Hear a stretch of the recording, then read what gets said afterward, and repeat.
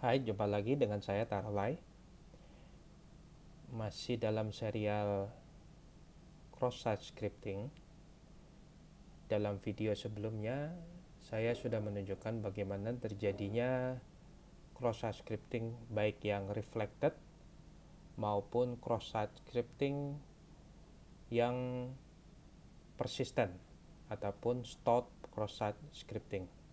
Seperti kita ketahui, cross-site scripting itu adalah suatu vulnerability di mana page yang ditampilkan itu bisa diinjek dengan suatu script. Nah, reflected cross-site scripting dalam video yang sebelumnya sudah ditunjukkan bagaimana suatu script diinjek terhadap page yang sedang digunakan oleh si korban.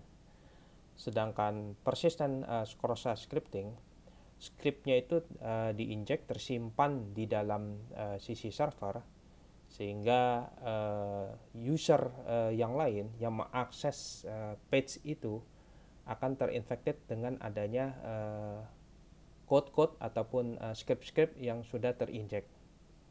Nah, kali ini saya mau mendemokan bagaimana suatu cross-site scripting bisa memaksa seseorang untuk melakukan sesuatu tanpa dia inginkan. Dalam hal ini, saya akan menunjukkan bagaimana si attacker bisa memaksa audiens ataupun korbannya untuk mengisi suatu blok atas nama dirinya tanpa dia inginkan. Jadi si attacker sebetulnya bisa mengatur, bisa berupa mengisi blok, bisa berupa mengisi komen, bisa berupa user register, bisa macam-macam. Nah, dalam hal ini saya menunjukkan bagaimana si korban melakukan pengisian blok, suatu blok tanpa dia inginkan. Nah, pertama-tama kita perlu melihat dulu bagaimana suatu struktur suatu blok. Dalam hal ini blok ini saya menggunakan Multiliday. Ini adalah suatu page seseorang mengisi blog. Saya mengisi, halo, apa kabar?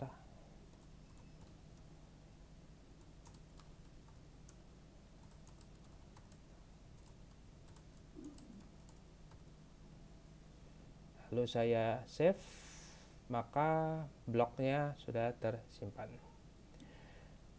Nah, saya akan menunjukkan bagaimana terjadinya suatu blok prosesnya dari seseorang mengisi ini, dia klik button ini, dikirim ke server, dan apa yang sebetulnya dikirim dari sisi servernya. Saya ulangi lagi.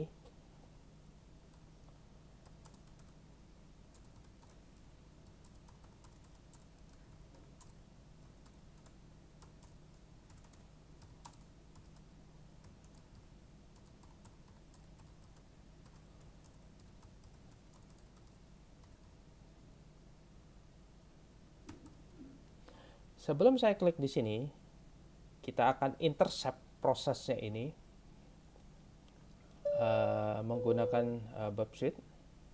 Jadi saya intercept on. Nah, pada saat saya klik ini, maka kita akan melihat bahwa browser kita akan melakukan pause terhadap page ini, dan yang di pause itu adalah parameternya ini. Jadi semua yang ada di sini akan dikirim ke dalam menggunakan metode pause terhadap page add to your blog.php.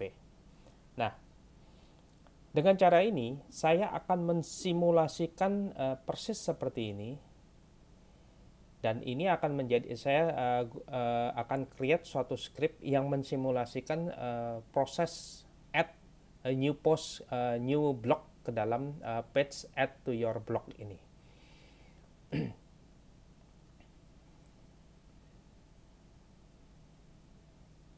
Kita lihat di sini.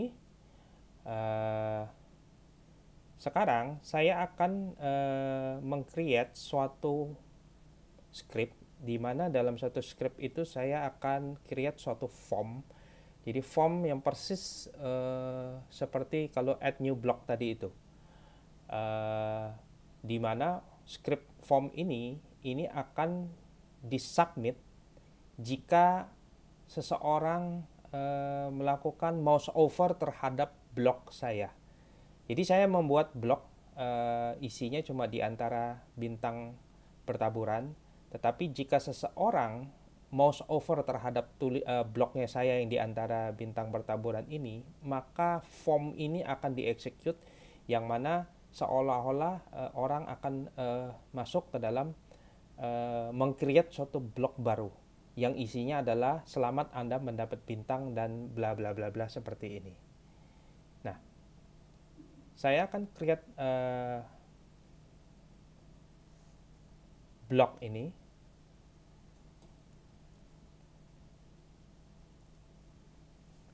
Seperti kita akan lihat bahwa di sini ada post baru sebagai anonymous, berarti saya belum login, di antara bintang bertaburan dan sebagainya.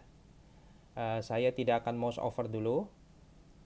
Sekarang selanjutnya akan saya melakukan login.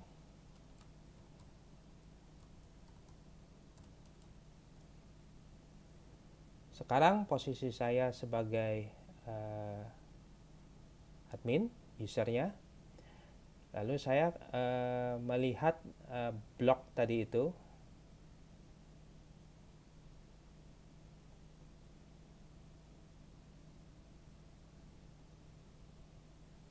Dari sekian blok yang sudah ada dari anonymous, ada dev, admin, dan sebagainya. Ada satu, kalau kita lihat tadi ini blok yang diisi yang malicious, di dalamnya itu ada script jika orang mouse over di atas tulisan bintang bertaburan ini, maka akan tereksekut add new block atas nama diri dia. Kita akan lihat, saya akan pelan-pelan mouse saya mouse overkan ke atas tulisan di antara bintang bertaburan, dan kita lihat apa yang terjadi. Nah, begitu saya mouse over, langsung terinput seolah-olah saya melakukan input suatu blok yang mana tulisannya adalah selamat Anda mendapat bintang.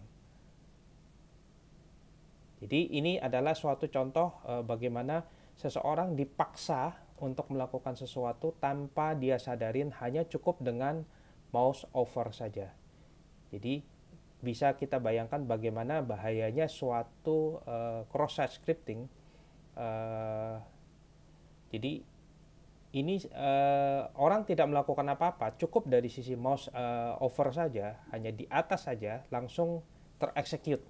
Jadi kita bisa bayangkan kalau misalnya si attacker mengatur bahwa hanya dengan mouse over di sebuah foto atau sebuah gambar, secara automatically misalnya Anda langsung memberikan jempol terhadap posting, like atau dan sebagainya, tiba-tiba itulah sebabnya beberapa postingan orang tiba-tiba bisa like-nya menjadi jutaan secara cepat dan sebagainya. Dan itu bisa terjadi dengan vulnerability dari cross-site scripting ini. Demikian contoh demo dari saya mengenai cross-site scripting, yang mana memaksa seseorang untuk melakukan sesuatu tanpa dia sadarin. Jangan lupa selalu follow channel YouTube saya untuk video-video selanjutnya.